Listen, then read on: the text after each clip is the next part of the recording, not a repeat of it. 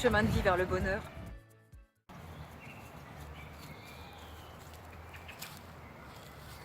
Bonjour, c'est Amandine du blog Life Path to Happiness, chemin de vie vers le bonheur. Aujourd'hui, je voudrais vous parler de voyage et d'argent.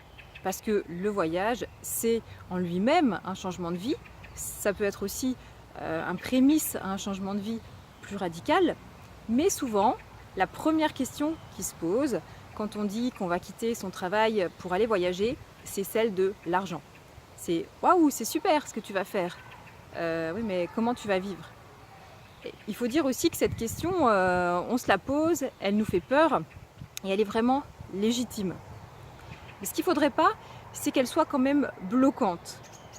Et moi, j'affirme haut et fort que n'importe quelle famille qui a un travail peut envisager un projet de voyage à moyen terme, un projet de voyage longue durée. Parce que quand on part effectivement sur les routes, on croise tous ces voyageurs, toutes ces voyageuses. Ils ne sont pas millionnaires, ils n'ont pas gagné au loto, ils sont comme vous et moi, mais ils ont construit une stratégie de départ et ils ont plein de pistes à nous donner. Alors, moi, je les ai interrogés parce que ça m'intéressait de savoir comment ils avaient fait et je vous propose de partager ces pistes. Le premier axe de réflexion, en général, c'est celui auquel on pense le moins. Et pourtant, il est essentiel. C'est toutes les économies qu'on va faire en passant du mode de vie sédentaire au mode de vie nomade. Parce que effectivement, quand tu dis j'ai pas les moyens de voyager, tu te dis bah oui, quand j'ai payé mon loyer, mon électricité, mon eau, mon gaz, les déplacements, les frais de garde de l'enfant, à la fin du mois, il te reste juste de quoi passer une semaine en camping dans la Creuse. Donc forcément, un voyage à long terme, tu l'envisages même pas. Mais c'est pas comme ça qu'il faut voir les choses. Quand tu passes d'un mode de vie sédentaire à un mode de vie nomade, tu réalises toutes sortes d'économies. Voyons les économies relatives à votre logement.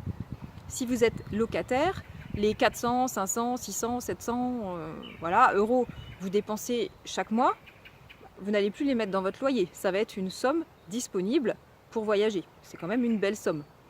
À cette somme s'ajoute ce dont je viens de parler, l'eau, l'électricité et le gaz. Vous pouvez en général bien rajouter 100 euros par mois. Donc c'est quand même une coquette somme de disponible pour voyager. Si vous êtes propriétaire, je dirais que c'est encore plus confortable. Parce que soit vous vendez votre bien et vous avez alors un gros pactole en poche, soit vous décidez de le louer et là c'est encore tout bénef parce que chaque mois vous avez un loyer qui tombe. Donc 500, 600 euros qui tombent dans vos poches. Donc c'est vraiment une belle somme pour voyager. Concernant vos déplacements, frais d'essence, abonnement de transport en commun, c'est fini. Pour votre voiture, vous pouvez donc soit la vendre, soit la louer. Il y a pas mal de sites qui permettent de louer sa voiture en toute sécurité. Et puis, si vous préférez la mettre en sûreté et qu'elle ne soit pas utilisée le temps de votre départ, pensez à modifier votre assurance. Vous ne payez pas plein pot une assurance tout risque alors que votre véhicule est immobilisé. Ça, vous avez donc là encore des économies à la clé. Il faut aussi penser que quand vous avez un mode de vie sédentaire, vous avez toutes sortes de dépenses un petit peu rituelles.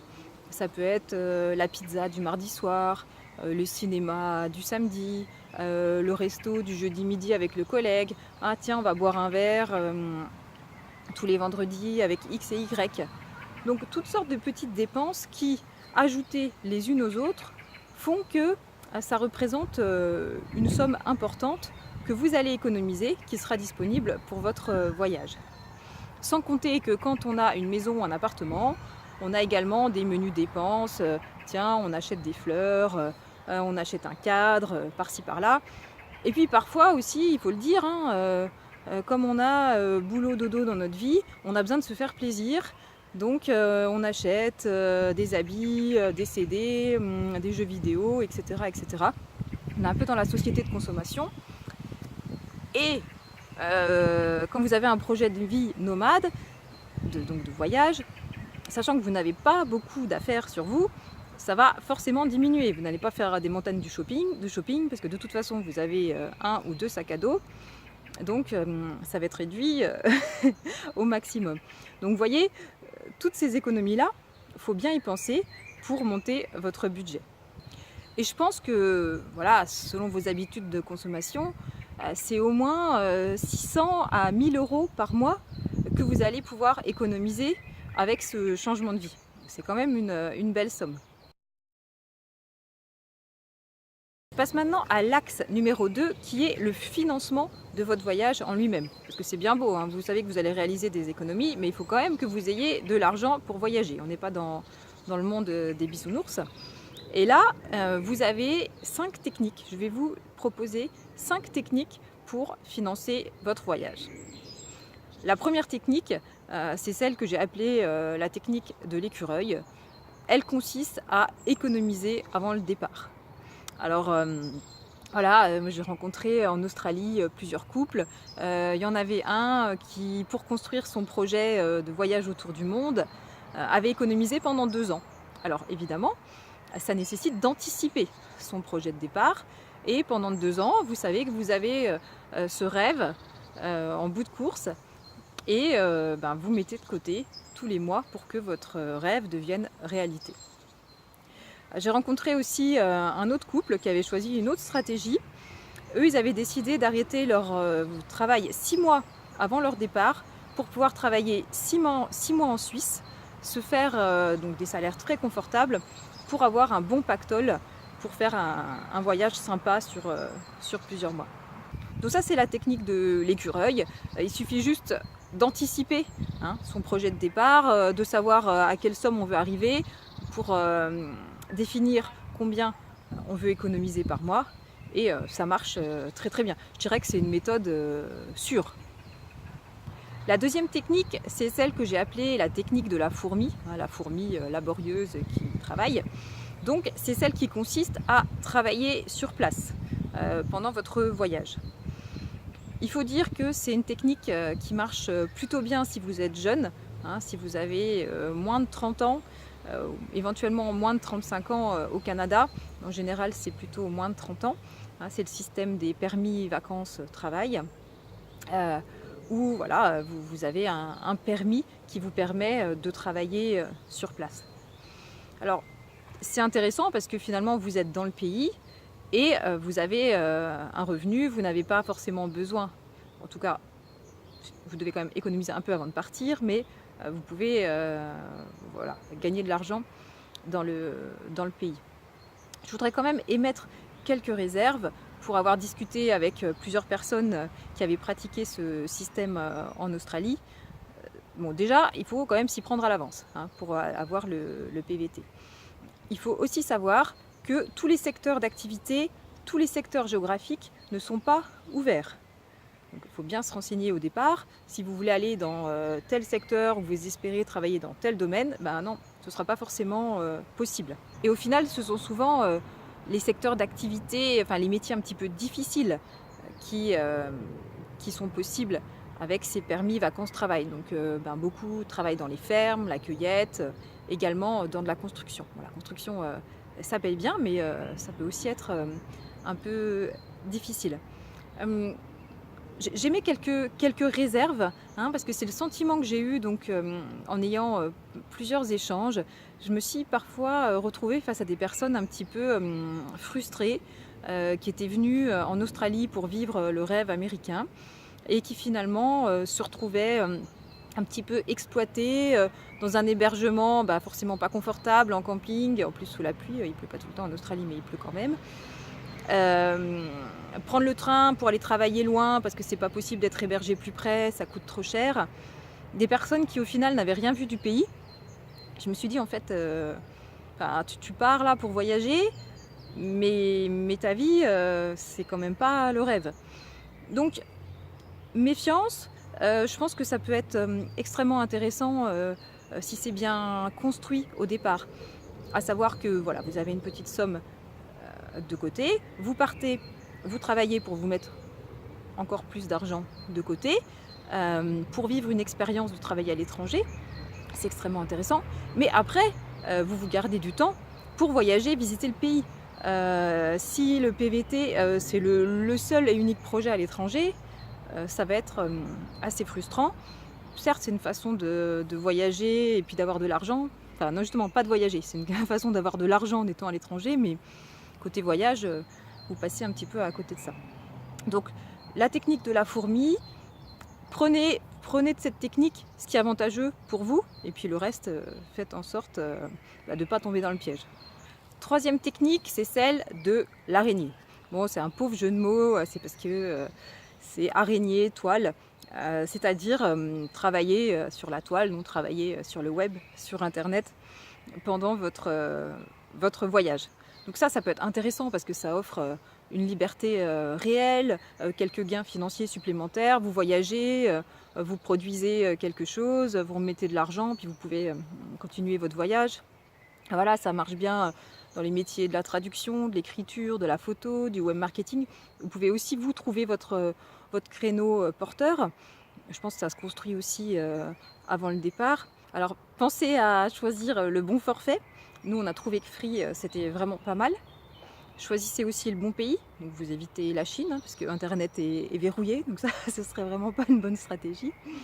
Et puis aussi pensez aux problèmes de réseau, parce qu'il n'y a pas forcément que dans la brousse qu'on ne capte pas. Des fois il y a des endroits, c'est un peu déroutant, on se dit mais pourquoi il n'y a pas de réseau, mais c'est réel, donc il est préférable de se renseigner au départ pour ne pas se mettre en difficulté. C'est la quatrième technique qui est celle que j'ai appelée de l'orignal, et j'arrivais même pas à le prononcer. C'est tout simplement parce que c'est un animal qui vient du Québec et que la première fois que j'ai entendu parler de cette technique, elle venait d'une Québécoise. Donc la technique, c'est laquelle? C'est travailler un certain temps en étant payé, donc travailler à temps plein, en étant payé à temps partiel, pour ensuite voyager en ayant le complément de salaire. Je vous donne un exemple. Vous travaillez un an, 100%, vous êtes payé 80%. L'année qui suit, vous ne travaillez pas, vous touchez 20% de votre salaire.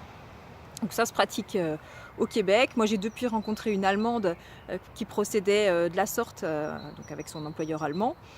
Je n'ai jamais entendu ça en France, mais j'imagine que ça doit être possible. En tout cas, c'est à négocier avec votre employeur.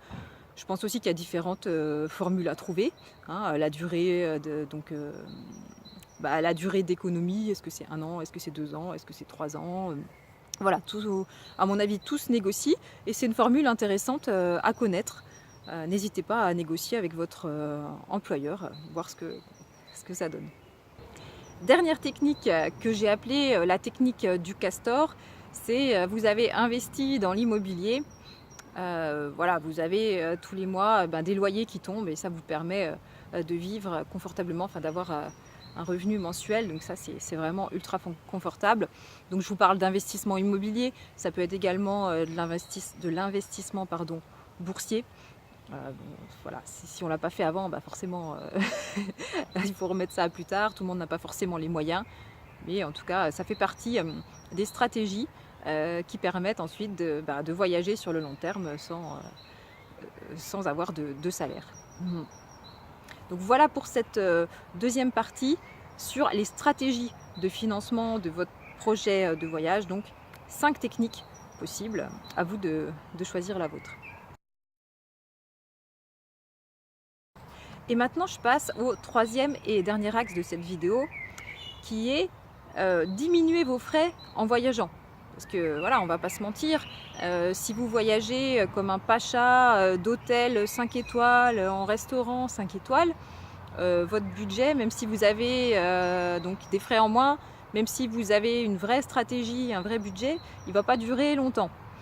Donc l'idée c'est quand même en voyageant d'avoir un mode de vie relativement économique qui vous permette de voyager sur le long terme. À cet égard, il y a 2 postes qui sont extrêmement intéressants, ce sont les postes hébergement et nourriture. C'est-à-dire que tous les systèmes qui vont vous permettre de réduire ces postes-là vont être avantageux.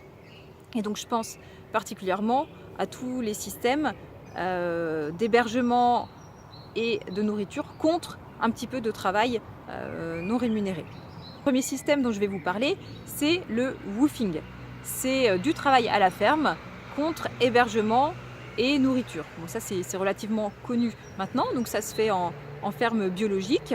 Hein, vous devez réaliser des travaux à la ferme. Vous n'êtes pas rémunéré pour cela, mais on vous donne un hébergement, parfois sommaire, il faut le dire, et 3 repas par jour. C'est aussi une expérience sympa pour vraiment vivre à la locale. Dérivé du woofing, vous avez aussi le travail donc, contre hébergement et nourriture chez des particuliers. Il est proposé par des plateformes célèbres donc sur internet qui sont Helpix et Workaway. Donc là, ce sont des particuliers qui vous accueillent chez eux. Donc vous avez soit un logement indépendant, soit juste une chambre, vous partagez parfois les sanitaires ou pas. Mais vous devez donc travailler un certain nombre d'heures par jour. Nous par exemple, on a fait ça en Australie, on devait travailler 2 heures par jour. On était hébergés mais on n'était pas nourris. C'était un système qui nous allait très bien, on avait un hébergement qui était indépendant. En général, sur les 2 sites, vous pouvez voir gratuitement la liste de tous les hôtes donc, qui pourraient vous accueillir gratuitement donc dans tous les pays.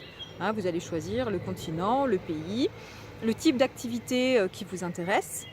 Mais par contre, pour contacter les hôtes, vous allez devoir vous affranchir d'une cotisation annuelle. Nous, sur Workaway, en formule famille, on a payé 37 € à l'année. Donc voilà, c'est rien. 37 €, c'est rentabilisé en une nuit. Donc voilà, je vous invite vraiment à faire ça. Vous imaginez sur un séjour de plusieurs mois, quand vous faites plusieurs Workaway, 15 jours où vous payez ni hôtel ni nourriture, ou en tout cas pas d'hébergement, pas d'hôtel, etc. C'est extrêmement avantageux. Et en plus, vous voyagez vraiment à la locale. Vous rencontrez les gens du cru, vous partagez des vraies conversations, des vrais moments de vie avec eux. Et ça compte énormément. Il existe aussi le couchsurfing, près de canapés, où là, le principe, c'est que les gens vous accueillent chez eux de manière totalement gratuite. Avec l'arrivée d'Airbnb sur le marché, dont je vais vous parler juste après, je ne sais pas si ce système fonctionne encore bien. En tout cas, le site internet couchsurfing.com est toujours actif, donc n'hésitez pas à tester, mais c'est plutôt pour des courtes périodes. Et je vais justement enchaîner sur le dernier système, qui est celui du Airbnb. Alors là, vous allez me dire, oui, mais le Airbnb, c'est pas plus forcément ce que c'était. Dans certaines villes, c'est aussi cher que des hôtels, et je suis d'accord avec vous. Mais c'est pas toujours le cas. Quand on s'y prend, alors plutôt dernière minute, on peut trouver encore quelques bonnes occasions et des tarifs qui sont très compétitifs par rapport à l'hôtel. Mais moi, je pense que le principal atout du Airbnb quand on voyage, c'est sur le poste nourriture. Si ça n'est pas sur le poste hébergement, c'est sur le poste nourriture. Et je vais vous donner un seul exemple. Vous prenez le petit-déj à l'hôtel. C'est à peu près 7 €, on va dire. C'est 7 €. Donc multiplions ça par 7 jours, donc 7 fois 7, 49, donc une cinquantaine d'euros. Si vous êtes en système Airbnb, vous allez pouvoir cuisiner. Et voilà, c'est pas 7 € de petit-déj que vous allez dépenser, c'est peut-être 2-3 €. Et je voudrais terminer ma démonstration sur l'impact du poste nourriture sur le budget vacances, pour vous convaincre de faire des efforts à ce niveau-là, par cet exemple que je trouve assez édifiant. C'est que, imaginons que vous dépensiez 25 € de nourriture par jour. C'est pas énorme, on va dire, ça fait 5 € pour le petit-déj, 10 € pour le repas de midi et 10 € pour le repas du soir. Donc là, déjà, vous faites quand même attention. Donc 25 € par jour sur 3 mois de voyage, 90 jours. Votre budget total nourriture uniquement est de 2250 €. Si vous faites très attention, vous cuisinez, avec des pâtes, des pommes de terre, quelques légumes, pas beaucoup de viande, des repas plutôt végétariens, mais sains néanmoins.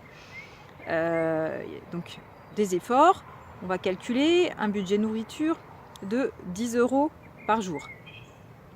10 € par jour, donc sur 90 jours, sur 3 mois, ça vous fait un budget nourriture de 900 €. Donc, entre votre premier mode de vie et votre deuxième façon de consommer, vous avez une économie de 1250 €. C'est quoi 1250 €? C'est le prix d'un billet d'avion en Australie. Donc vous voyez, vous avez tout à gagner à faire des économies sur le poste nourriture. Donc voilà, ça c'était ce troisième axe, diminuer son train de vie en vacances pour pouvoir voyager plus longtemps. Je voulais vous donner un dernier conseil avant de conclure, c'est quand même de garder toujours une marge de sécurité quand vous construisez votre budget voyage. On fait face à des imprévus, nous-mêmes on a fait face à des dépenses qui n'étaient absolument pas prévisibles. J'ai rencontré quelqu'un qui avait eu des problèmes de banque, de virement, voilà, donc s'il n'avait pas mis de l'argent de côté, il se serait vraiment retrouvé en difficulté. Donc pensez voilà, aux petits couacs qui peuvent arriver, toujours bien d'avoir de l'argent de côté. En conclusion, il est tout à fait possible de quitter son travail pour partir voyager 6 mois, 1 an, 2 ans. En tout cas, s'il existe un frein au voyage, il n'est pas financier. On a vu 5 techniques pour financer son projet de voyage, soit d'économiser, soit de travailler sur place, soit de négocier avec son employeur. On a aussi vu qu'en passant du mode de vie sédentaire au mode de vie nomade, on allait réaliser un certain nombre d'économies qui rendaient ce projet beaucoup plus viable. Et puis, on a vu également dans une dernière partie qu'en faisant attention sur place, on pouvait aussi voyager sur du long terme. Donc, ce qui est intéressant, c'est aussi de cumuler les différentes stratégies qui existent pour trouver celle qui vous convient le mieux. Je suis aussi très intéressée par les autres techniques que je n'aurais pas abordées. N'hésitez pas à les partager dans les commentaires ci-dessous. Je vous en remercie et je vous souhaite une très bonne semaine. À bientôt!